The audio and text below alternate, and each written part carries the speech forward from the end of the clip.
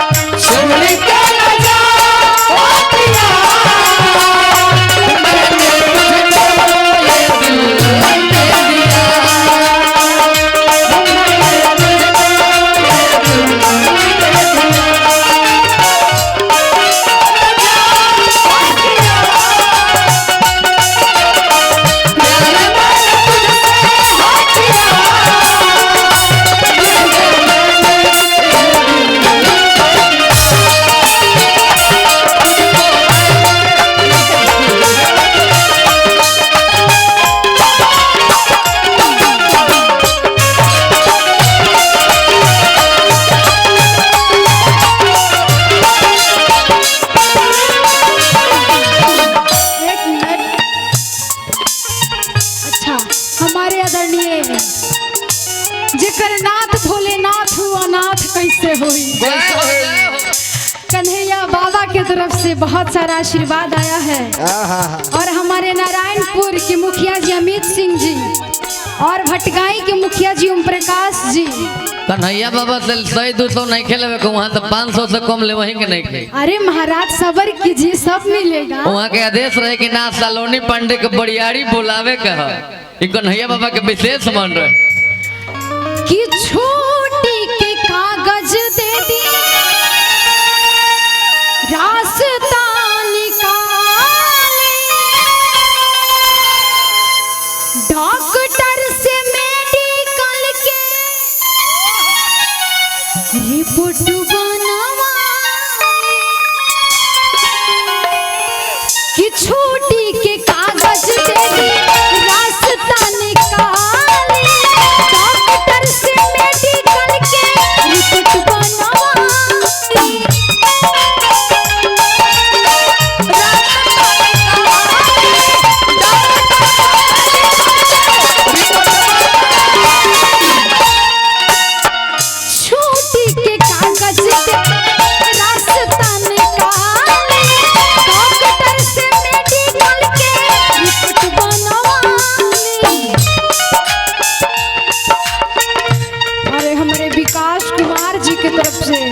बहुत सारा आशीर्वाद आया है मेरे लिए कि बिरहा बेदेला बेदनवा बेदना